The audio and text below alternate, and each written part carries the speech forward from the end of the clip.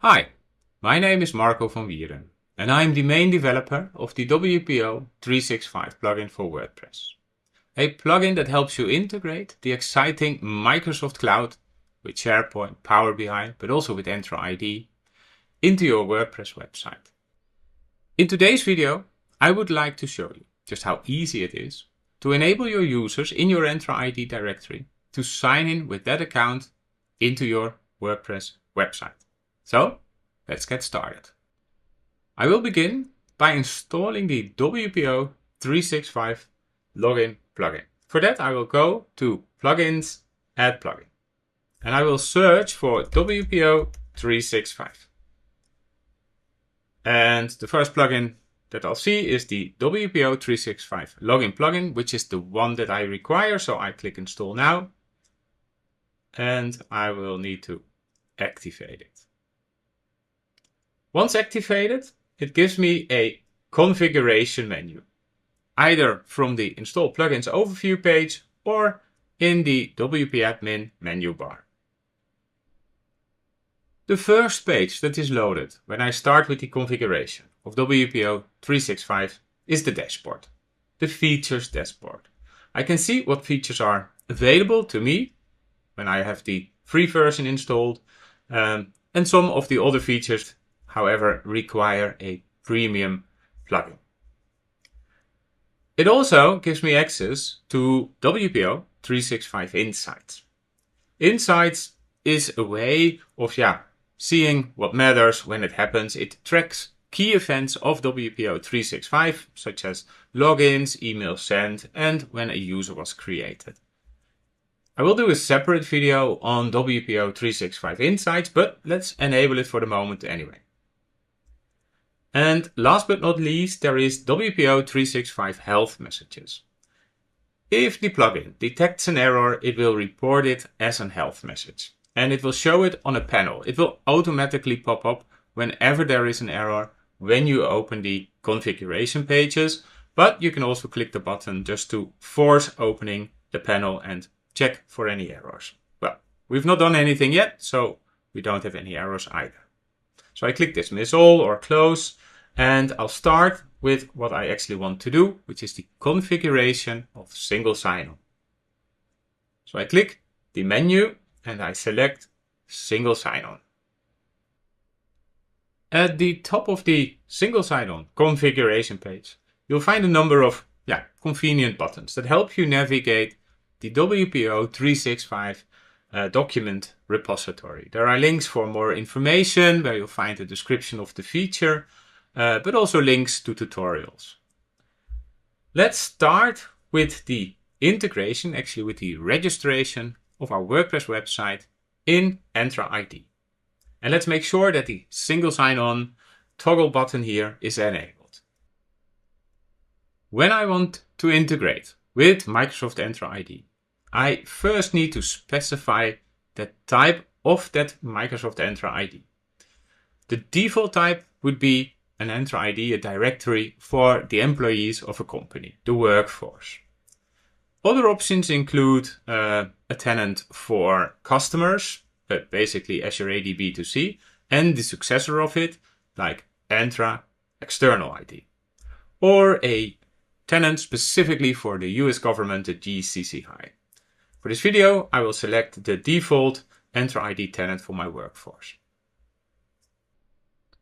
Next, I must select the SSO protocol. By default, the OpenID Connect protocol is selected, and this is a somewhat richer protocol. It allows us, or basically it allows the plugin, WPO365, to also authorize the user and to retrieve an access token on behalf of that user, and that is beneficial if we later need to integrate with SharePoint, Power BI, Microsoft Graph, etc. For this tutorial, I am selecting the SAML 2.0 SSO protocol.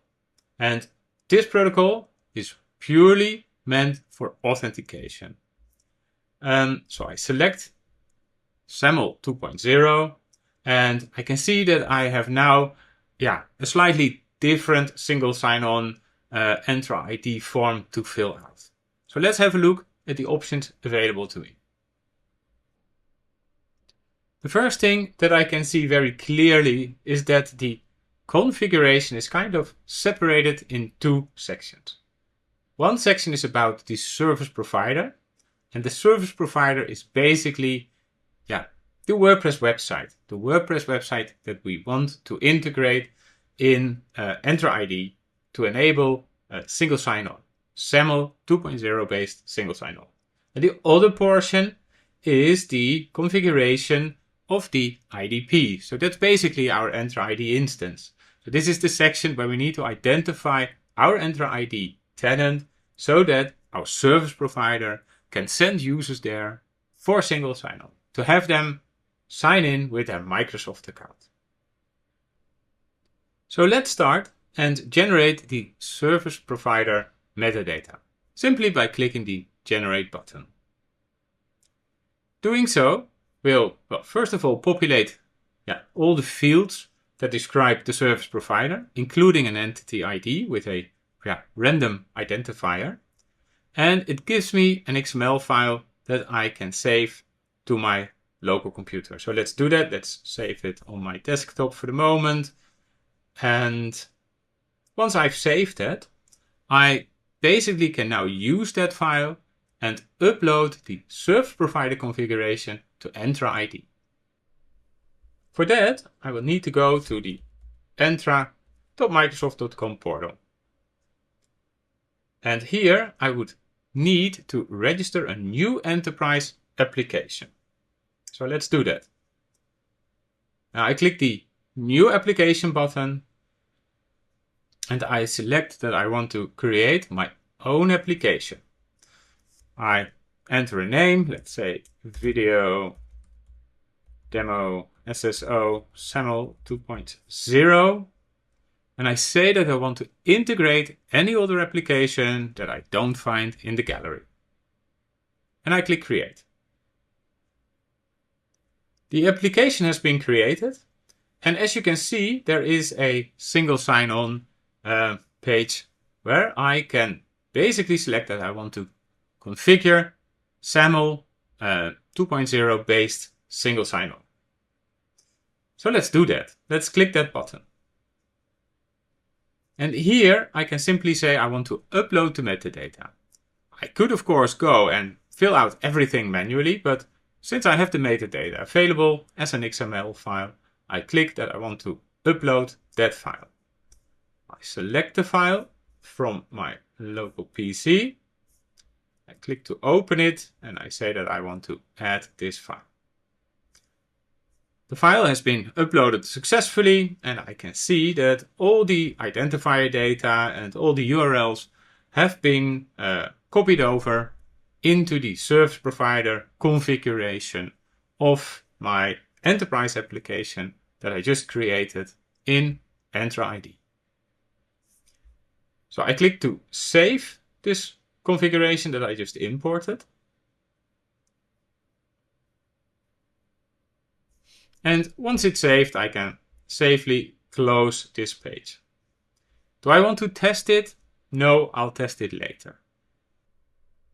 So the configuration of the service provider was pretty easy.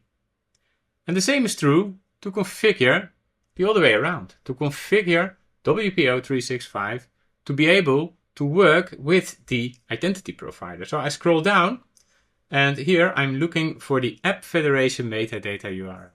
And I copy that to the clipboard. And I'll take it and I will paste it simply in the section for IDP metadata in the corresponding field for the App Federation metadata URL. Once I do, the import button will be enabled and I can click to import the IDP metadata. Let's try that. Yes, and I can see that now all the fields below here have been populated with IDs that basically identify Entra ID and my specific tenant, including the X509 certificate. So basically at this point in time, I can simply scroll down, I can say save the configuration. I get a warning that I should clear any server-side cache, which I don't have, so I just simply close it and I am automatically being forwarded to the plugin self-test. The self-test will help me to test whether SSO is working as expected. So I'll simply click Start the self-test. When I click it, I will be redirected to Microsoft. I will be asked to sign in with my Microsoft account, or if I am already signed in, and that's the case for me, I will actually be automatically redirected back to the website, to the plugin self-test, and see the test results. So I click Start Self-Test. I'm very quickly being redirected to Microsoft, who very quickly redirected me back. And if I scroll down, I get an impression of the state of the configuration. And let's have a look. So I have the latest version of the plugin installed. There were no health messages, which is basically a good sign. I can see that there are not many options, not many tests that did not pass. There's something with custom domain names here, so let's have a quick look on the user registration page. Here I can indeed fill out basically the domain names that I have registered in my Entra ID tenant that are being used to build user principal names. So I enter WPO365.com, I click plus, and I scroll down and save this configuration. I can then return to my self-test, and basically I can run it one more time to see whether the problem has been fixed. I can now scroll down, and if I look for custom domain names configured, I can see that that's the case. I can see that WPO365 recommends that I should select the beta version for Microsoft Graph, even though that's not really important when I just want to have single sign-on using the SAML protocol, but I anyway click to fix it. And again, I'm being very quickly returned to my site. The problem has been resolved. And if I scroll down further, I get to the more interesting section, the SAML 2.0 based SSO section, and I can see all the mandatory settings are configured and a SAML response has been processed and no errors occurred. And I can actually click to view the SAML response. I can click to view the claims that were sent to me by Microsoft when I authenticated upon return. I can close this again, and if I scroll further down, I see some things that can be optimized. I could, for example, include a groups claim. Including a groups claim is a good idea if later on you wish to create mappings between Entra ID groups and WordPress roles. So let's have a quick look how we can add this group claim to the SAML response. For that, I must return to my Entra portal, and here I have a section for attributes and claim. So let's edit that, and here I can simply click to add a group claim. I would say that this claim should include all the groups, which means like the security groups, the directory roles, and groups assigned to the application, and I want the source attribute to be included to be the group ID. So happy with that? Let's click Save, and well, basically that's all that's needed to include the groups claim. Let's see whether that's already working as we speak. So I will return to the top of the page and again start the self-test. And now I can scroll down to the SAML 2.0 based SSO and I can view the SAML response. And as I can see, at the moment, the groups claim is not yet included. So sometimes a change may take a few minutes. Let's not be impatient, and therefore here the test is still failing. Let's try it one more time. Let's see whether we are more lucky now. Let's scroll down, and yes, there's the groups claim.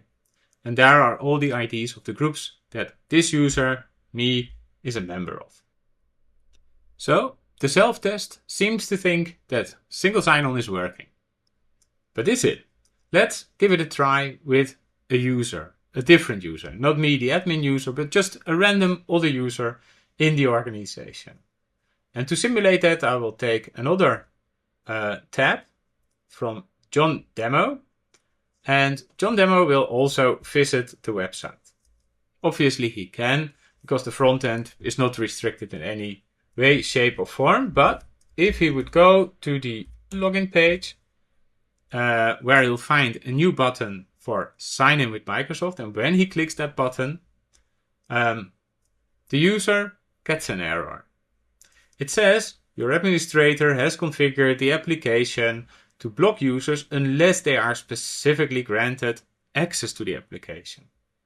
So there is apparently something missing here. If I switch back to the admin tab and I switch to my Entra tab, then here I can go to my enterprise application, and here there is a page for users and groups. And here I could add the user that I wish to grant access to my WordPress application. So there's none selected, so I can click that and I can say that the John Demo should be allowed access to sign in with their Microsoft account to this application. So I can click Assign. If I now switch back to John's tab, and if I would try and navigate back to the site, or actually I need to go to the login page, of course, I would again try to sign in with Microsoft, then this time I successfully signed in as John Demo. One more thing.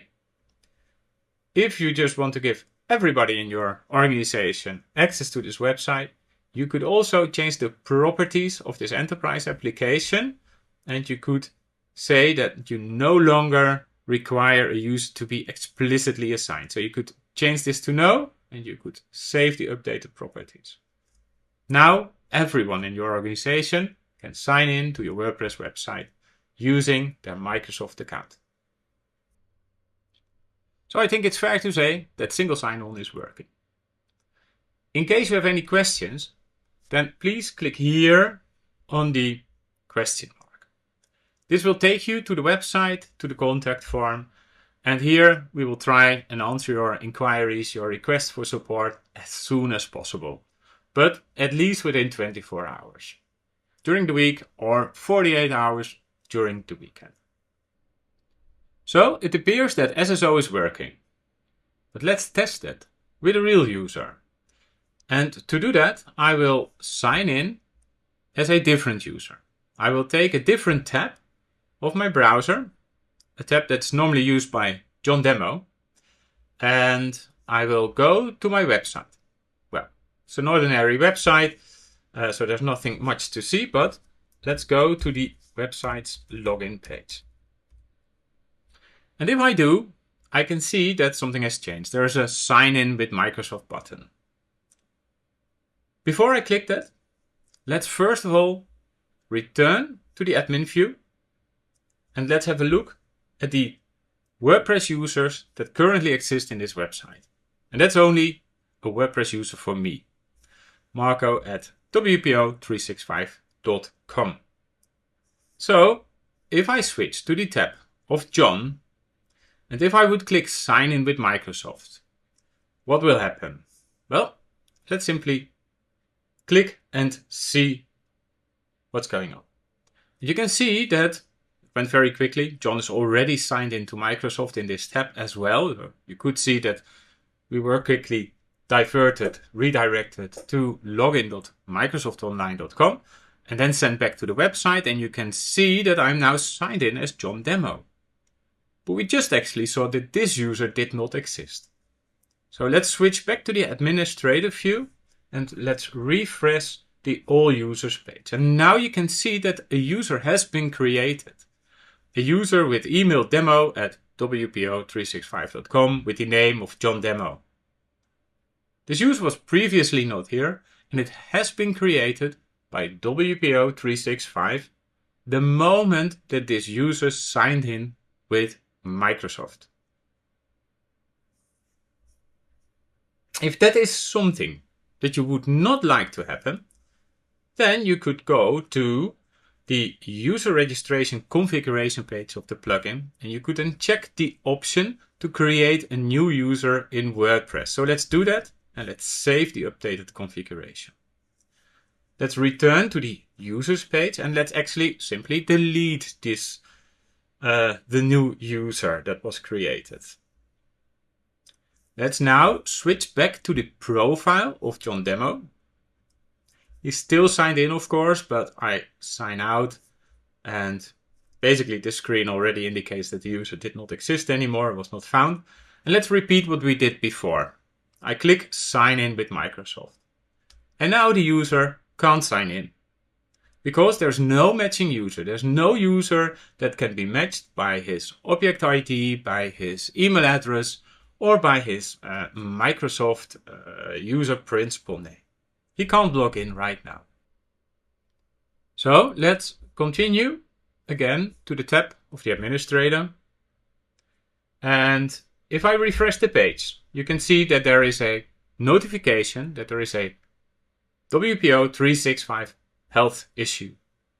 If I click here, I'm taken to the configuration pages, and automatically the health messages panel folds out and shows me that there was an attempt to create a user, but that attempt failed because the user was not found and the settings prevented creating that new user. Okay, that's fine. Let's dismiss that error. I know what to do. I could fix this again to go to the user registration page and either check this box, or I could return to the user page and manually create a user. Say I create a user JDemo, and that user has as an email address, which will be the matching, how you say that, argument, or the item that will be used by WPO to match the user with the user signing in from Microsoft. And let's say this is John Demo. Well, actually, let's leave it as John Demo like this with an error. And let's add this user. So now we have a user that I manually created. And let's switch back to John's tab. And let's try again whether we can sign in. And we can. We can sign in as John Demo. So I can see on my profile that this is the manually created user, not something that was created by WPO365. I am back as an administrator, and on my dashboard, I want to have a quick look. Remember that I clicked Insights and enabled it in the beginning of this video.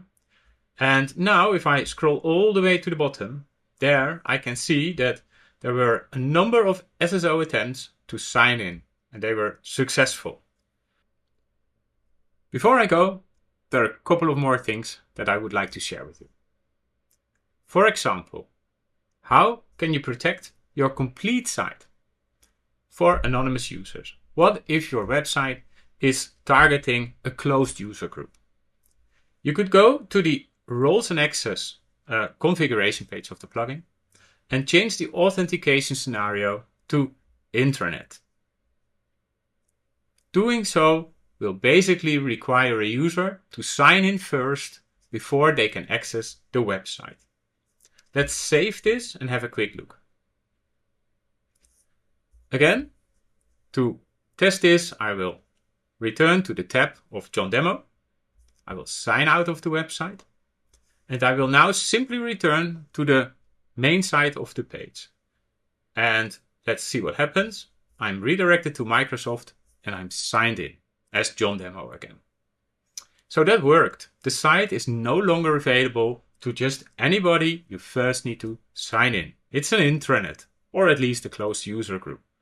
A site for a closed user group. Let's log out. Let's return to the admin view. Now let's have a look at the login and logout page. Because here I could, for instance, also say that I don't want this admin bar to show for people who are just subscribers, which John Demo in our case is. Also, I could change the default landing page after a user clicks the login button to WP admin. So let's do that as well. And let's save this configuration. Let's switch back to the tab of John. So if I now sign in, I would expect to land at the administration side of the website, which it does. And if I go to the front page instead, then I don't see the admin bar. So that's just a very simple helper to turn your WordPress website into an intranet. And last but not least, what if you would like to change the login button? You could again go to the plugins login and logout page. You could scroll down a little bit further. And here you have, for example, an option to change the text on the button. Say, for instance, you want to have something in Dutch. You want to say, aanmelden met Microsoft. It's not a problem. You can just simply change the caption of the button here. Or if you don't want to show the button at all, because you just are happy how SSO works for WP admin by default, you could actually also choose to hide the button. Let's save that configuration and let's have one other look how that looks, for example, for John. If John logs out, then you can see that he now sees the caption of the button in the Dutch language. Let's one more time return to the admin view and let's have a quick look here. There is a shortcode which you can simply copy to your clipboard, which you could place on any page or post in your intranet. So let's create a new page, which would be a login button demo. And let's simply put the shortcode on this page. Let's publish that page and let's view that page.